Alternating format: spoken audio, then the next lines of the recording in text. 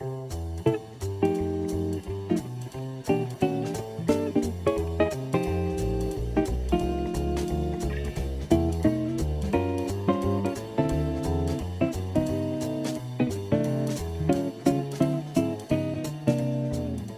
there, today I want to talk to you about a very sensitive topic, and this is the J word, playing jazz voicings and jazz chords.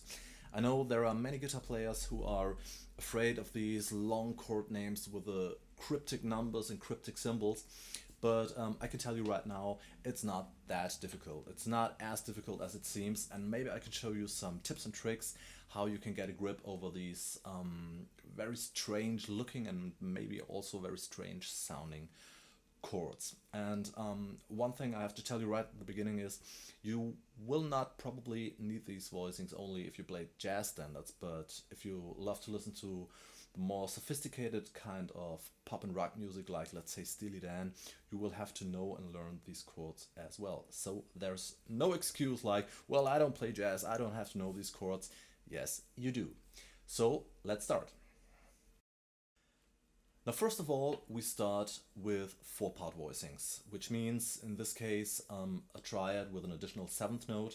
And if we take a look at the major scale, we'll find the major seventh chord, the dominant seventh, the minor seventh, and the minor seven flat five, also called half diminished chord. When I try to learn these chords, I try to think in the beginning in a chord mother form, which means this is my basic form, and I try to derive all the other voicings out of this basic form.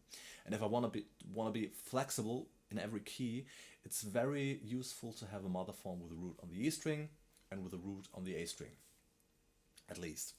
So I start with a major seventh chord with a root on the E string, and you can also see this picture below, which would be here the G major seventh chord. Now the next step would be I try to figure out which function every chord tone has. So this is the root, obviously. If we take a look at this finger, F sharp is the major seventh. Here the B is the third, and here the D is the fifth. So if I want to try to find out some other voicings, I just have to try to find out which finger I have to lower or raise to get this tension. So if this is the G major seventh, I know that I have to lower the seventh and I will get the G dominant seventh chord.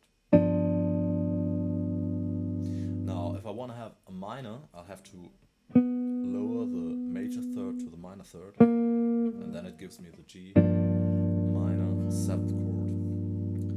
And if I want to have a G minor seventh flat five means that I have to lower the fifth. Just have to lower the fifth, and then I'll end up with a G half diminished chord. So here I already got four voicings out of this one mother form, and you can see them all below.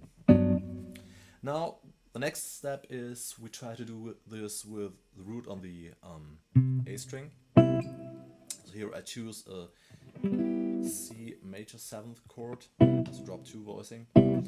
In this case, the chord tones are in a quite different order. Here we have the root, then we have the fifth, the seventh, and the third.